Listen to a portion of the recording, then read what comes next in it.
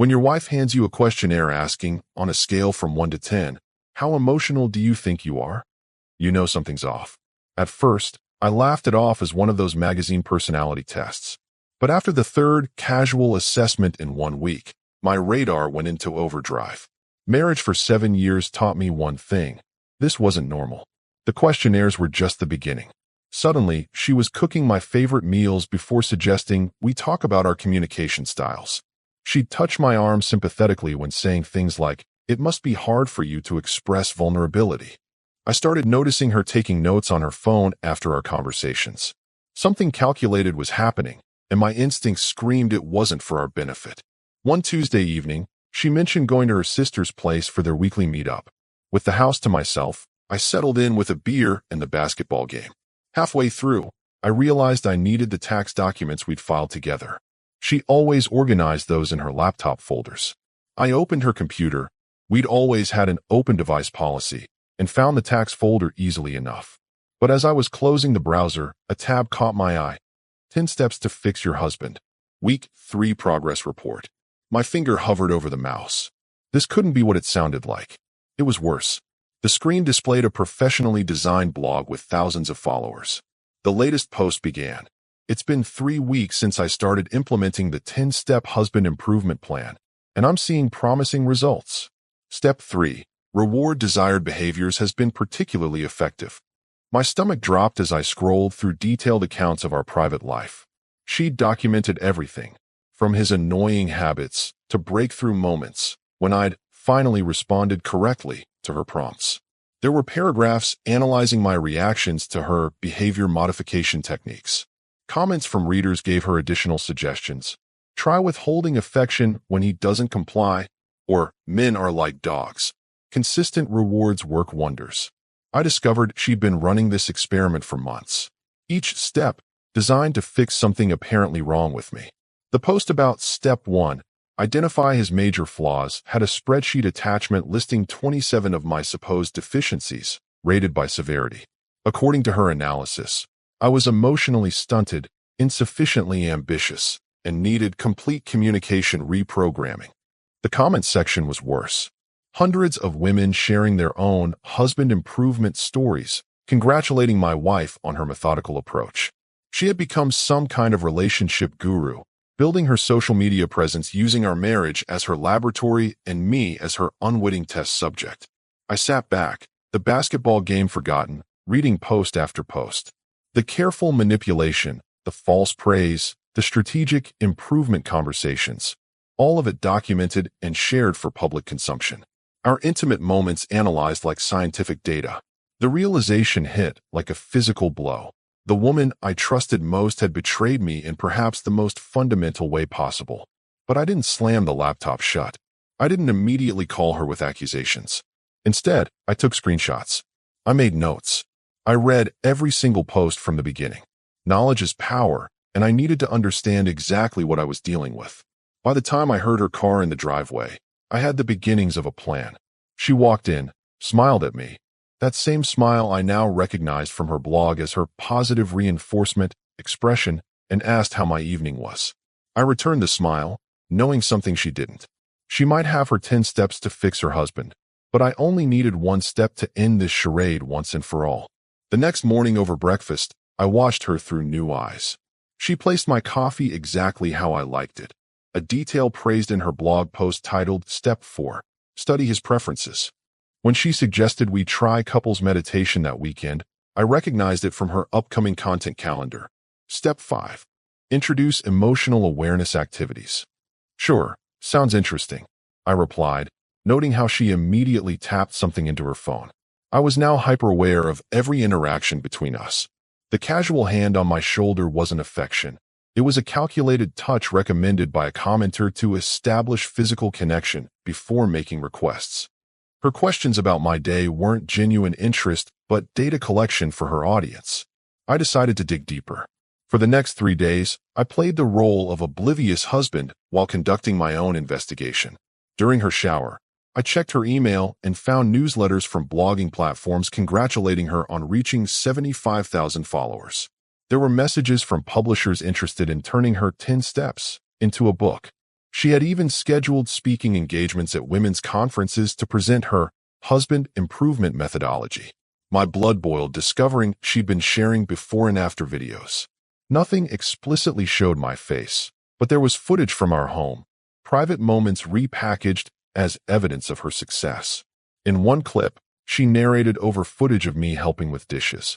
Notice how he voluntarily cleans up? This was after implementing step 2, strategic appreciation. What she conveniently omitted was that I'd always helped around the house. Her entire premise was built on portraying me as some primitive creature she was nobly civilizing. The comments were filled with women claiming their husbands were similarly hopeless and thanking her for providing a training manual. The deception extended beyond the blog. I discovered a private Facebook group she moderated called Husband Fixers Anonymous, with over 20,000 members. Women shared intimate details about their marriages, posted screenshots of private conversations with their husbands, and celebrated wins in their behavior modification projects. My wife was their hero, dispensing advice, validating their complaints, and selling the promise of perfectly engineered husbands. I watched in real time as she crafted lies about our relationship. According to her narrative, I had been emotionally unavailable until her intervention. She claimed credit for improvements that were either fabricated or had always been part of my character. Our entire history was being rewritten to fit her marketable storyline. The most disturbing discovery came when I found a document titled Resistance Management. It outlined tactics for handling husbands who detected the improvement process. Recommendations included gaslighting, deny any deliberate behavior change, emotional manipulation, express hurt that he would think you're being calculating, and distraction techniques, initiate sex to reset the emotional environment. That evening, she implemented step 6, quality time enforcement. She suggested we turn off our phones and play a board game. As we sat across from each other, she casually asked questions straight from her blog's emotional excavation script. I provided the responses I knew she wanted, watching her eyes light up at each breakthrough. "You know, I feel like we're really connecting on a deeper level lately," she said, reaching for my hand. I squeezed back gently, smiling. "It's interesting how relationships evolve, isn't it?" She beamed, interpreting my response as evidence her methods were working. What she didn't realize was that while she was documenting her 10 steps to fix me, I was already executing my 1 step to end her fixing days. And unlike her approach, mine wouldn't require months of manipulation, just perfect timing and irrefutable evidence. After a week of playing along, I decided it was time to turn the tables. If she could document me, I could document her. I installed a discreet app on my phone to record our conversations, all perfectly legal in our state. I needed evidence that couldn't be twisted or denied later. Her blog had transformed our home into a behavior modification laboratory. Every suggestion, every spontaneous activity was part of her program. When she proposed a weekend getaway to reconnect, I checked her content calendar and found it scheduled as immersive environment control, step 7. According to her blog, removing me from familiar surroundings would accelerate emotional reprogramming. "A weekend away sounds perfect," I told her, watching her eyes light up with validation. What she didn't know was that I'd used this opportunity to gather more evidence. At the lakeside cabin she'd rented, I watched her methodically implement scenarios designed to elicit specific behaviors from me. Each meaningful conversation by the fire followed scripts I'd found in her notes. Each spontaneous moment was pre-planned to test another aspect of her methodology. When I responded according to her expectations, she'd disappear to the bathroom where I knew she was documenting her success. But her 10-step program had a critical weakness. It assumed I was the only one needing fixing. During our weekend, I began noticing the glaring flaws in her own behavior that her blog conveniently never addressed. Her serial interruptions, her need to control every aspect of our interactions, her inability to admit being wrong, the constant subtle criticisms disguised as helpful suggestions. I started cataloging these patterns alongside screenshots of her blog posts. The hypocrisy was staggering. She criticized my communication style while talking over me constantly. She complained about my emotional unavailability while sharing our intimate moments with strangers online. She preached relationship respect while systematically violating our trust. The weekend also revealed something unexpected. As I reviewed her older posts, I noticed the evolution of her writing. What began as seemingly genuine desire to improve our marriage had morphed into something else entirely. The comments, the engagement, the growing audience had changed her focus. Our relationship had become secondary to her growing influence. In one private message to a follower, she wrote, "Sometimes I almost hope he regresses so I can document the recovery process. That's when I get the most engagement." Back home, I continued my counterintelligence. I discovered she'd started monetizing her blog with sponsored content for relationship books and couples therapy programs she hadn't actually tried. She claimed we'd used these products with transformative results. More lies. More exploitation. I accessed her Google Drive where she kept drafts of upcoming content. What I found confirmed my suspicions about her endgame. There was an outline for a book titled The Husband Project: How I Fixed My Marriage and How You Can Too. A draft proposal to literary agents described it as a step-by-step guide to transforming flawed men into ideal partners. Sample chapters included embarrassing anecdotes about me, portrayed as the before version she had so brilliantly improved. The most revealing document was her 5-year plan. The blog and book were just the beginning. She envisioned a podcast, speaking tours, couples retreats, and eventually a TV show, all built on the foundation of how she fixed her husband. Our marriage wasn't just her laboratory anymore. It was her launching pad. That night, as she slept beside me, I finalized my strategy. Unlike her complicated 10 steps, my approach would be direct and devastating in its simplicity. No manipulation, no games, just a single, decisive action that would dismantle her entire house of cards. I sent emails to my lawyer, prepared necessary documents, and set the final phase in motion. As I closed my laptop, she stirred beside me. "Working late?" she murmured sleepily. "Just finishing something important," I replied. "Nothing you need to worry about yet." She smiled and drifted back to sleep, completely unaware that her husband improvement project was about to face its final evaluation. And unlike her assessments of me, this one would be conducted in public with irrefutable evidence and permanent consequences. The following week, I implemented phase 1 of my plan, strategic inconsistency. If her project depended on documenting my improvement, I would introduce variables she couldn't explain to her audience. For 3 days, I perfectly followed her expected, improved husband script. I initiated conversations about feelings, suggested activities from her own playbook, and performed all the behaviors she documented as successful outcomes. Her blog post that week was triumphant. Breakthrough. Step 8. Consistent reinforcement is showing dramatic results.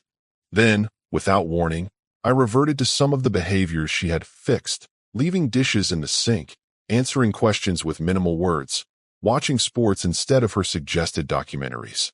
Her confusion was immediate and visible.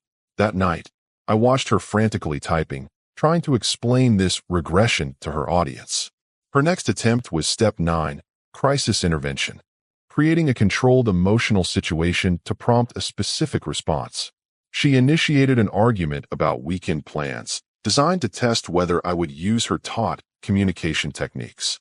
Instead, I introduced my own approach, calm acknowledgement followed by completely neutral responses that gave her nothing to work with. "I think we should discuss why you're suddenly acting differently," she said, frustration edging her voice. "Different how?" I asked, maintaining perfect composure. "Last week you were so engaged, and now you're distant again." I smiled. "Interesting observation. I don't feel any different." Her eyes narrowed, unable to classify my response within her behavioral frameworks. Later, I found her revising her blog post, adding a section on resistance phases to explain why her previously effective methods were suddenly failing. Meanwhile, I executed the legal components of my plan. I consulted with a digital rights attorney about the unauthorized sharing of my personal information. I documented every instance where she had shared private details of our life, recorded conversations without consent, or used my likeness without permission.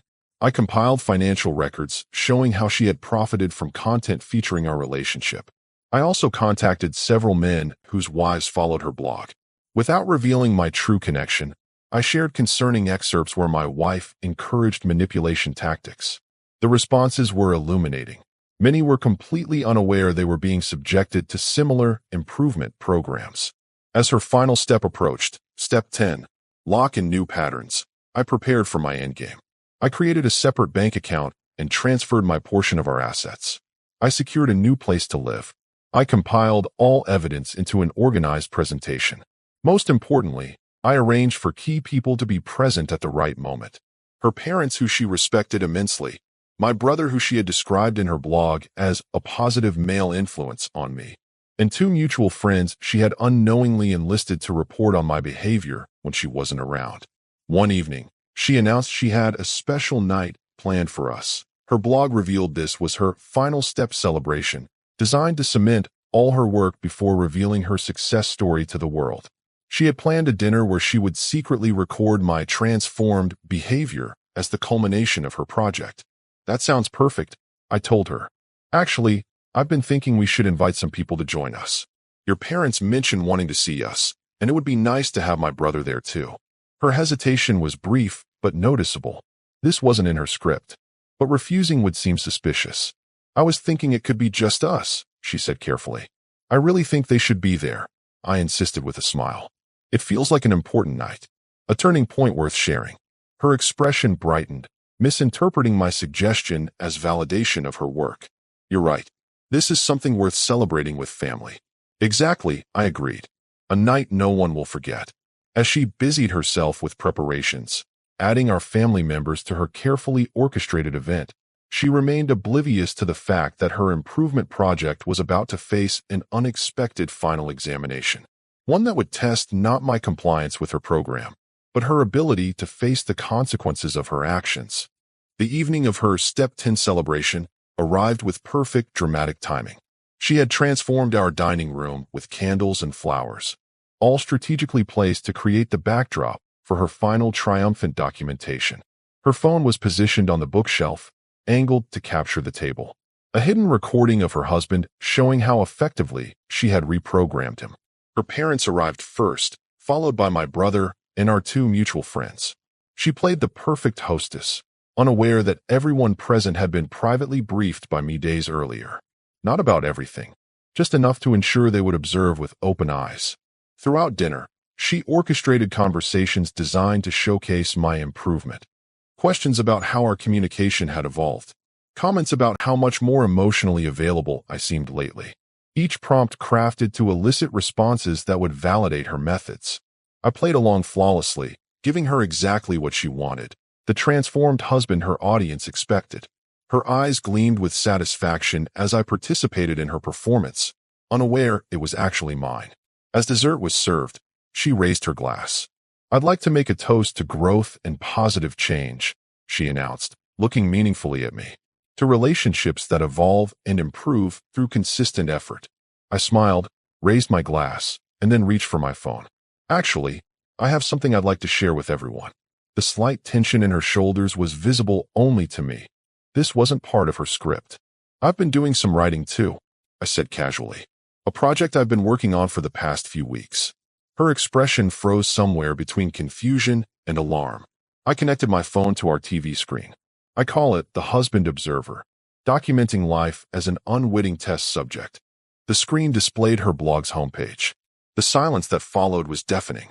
What is this? Her father asked, leaning forward. This, I explained calmly, is a blog with 75,000 followers. A blog about how to fix defective husbands. Specifically me. Her face drained of color. This isn't what it looks like. Let's see what it looks like. I continued, scrolling through posts as our audience watched in stunned silence. I displayed her cataloged list of my supposed flaws, her detailed strategies for manipulating my behavior, the private moments she had shared for public consumption. You recorded our arguments? Her mother asked, visibly disturbed. And our intimate conversations, I added, all without consent. This is completely out of context, she interjected desperately. It's just a relationship blog. It's meant to help people. I pulled up screenshots of private messages to her followers. Sometimes I manufacture arguments just to document resolution techniques. And don't tell your husband you're doing this.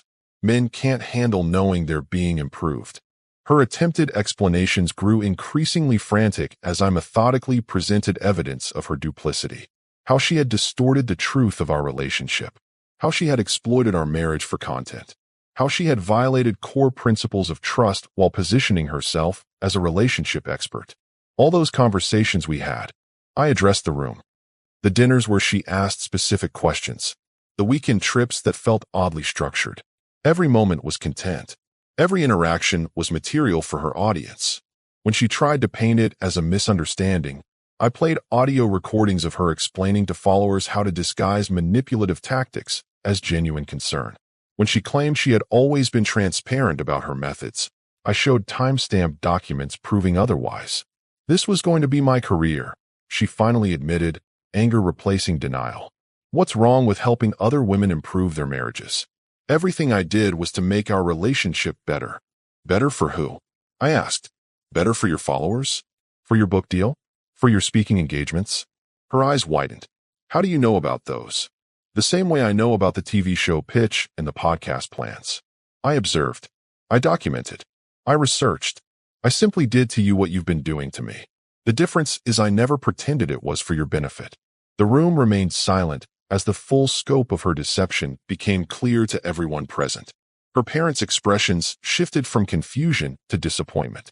My brother, who she had described in her blog as someone who reinforces negative male behaviors, watched with quiet vindication.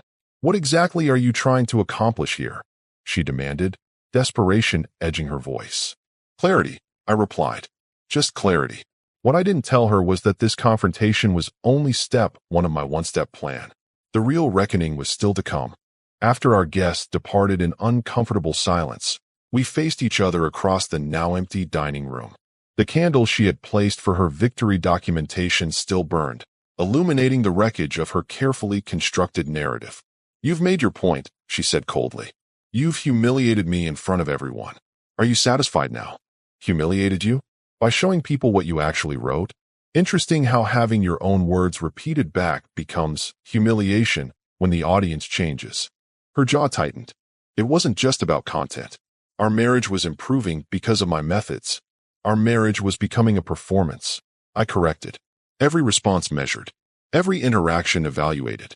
That's not a relationship. It's a clinical trial with one unwilling participant.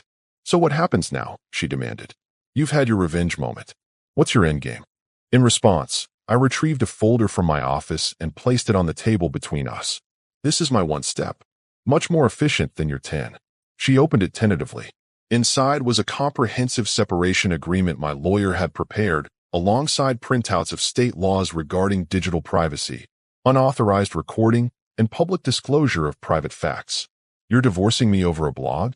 Her voice rose in disbelief. I'm divorcing you over a fundamental betrayal of trust, I clarified. The blog is just evidence of your willingness to exploit our relationship for personal gain, to systematically deceive someone you claim to love. She flipped through the documents, her expression hardening. These financial terms are completely one-sided. Actually, they protect both of us. You keep all income from your blog and future projects based on it. I keep my dignity and privacy going forward. You'll notice there's also a non-disclosure agreement. Sign it, and I'll never publicly discuss what happened between us. Her eyes narrowed suspiciously, and if I don't sign, I retrieved one final document from the folder. Then I pursue legal action for privacy violations, defamation, and unauthorized use of my likeness for commercial purposes. My lawyer believes we have a strong case, especially given the evidence of deliberate deception and financial gain. You wouldn't dare. It would be a public spectacle. A public spectacle you created, I reminded her. Your entire audience witnessing how your husband improvement expert status was built on exploitation and lies. The calculation was visible in her eyes as she weighed her options. Her empire versus a clean break. You've been planning this for weeks, she said finally. While I thought you were being fixed, you were actually executing this. I learned from the best. Wasn't step 3 strategic preparation before action? Her mouth tightened at having her own methodology used against her. You could have just talked to me if you had concerns. The audacity of that statement hung in the air between us. After months of her manipulating our conversations, recording them without consent, and sharing them with strangers, she was suggesting I should have just talked to her. We're beyond talking, I said finally. We're at the consequences stage. She stared at the papers for long moments before picking up the pen. With each signature, I could see the realization dawning that her project had backfired catastrophically. Her 10 steps to fix her husband had resulted in one decisive step that ended her fixing days permanently. 2 weeks later, I was settled in my new place. The separation agreement had been executed cleanly, the divorce proceedings initiated without drama. I'd heard through mutual friends that she had taken down her blog and canceled her speaking engagements. Her parents had apparently been more disturbed by her actions than I'd anticipated. As for me, I experienced something unexpected: relief. The weight of being constantly evaluated, manipulated, and documented had been heavier than I realized. There was freedom in authentic interactions without strategic agendas behind them. I received a text from her a month after our separation. It read simply, "I still think my methods would have worked if you'd given them a chance." I didn't respond. Some people never learn. But I had learned something valuable through this experience. Real relationships aren't about fixing the other person or molding them into your idealized version. They're about acceptance, honesty, and mutual respect. She had her 10 elaborate steps designed to fix what she perceived as broken in me. But in the end, all it took was one step from me, refusing to participate in my own manipulation. Sometimes the most powerful move isn't a complex strategy, but a simple, uncompromising stand for your own dignity. And that's a lesson worth more than 75,000 followers. Our story has come to an end. If you've made it this far, how about subscribing to our channel? It helps us immensely. I've selected 2 other videos for you that I'm sure you'll enjoy. Feel free to click on them. I'll be waiting for you in the next story. See you soon.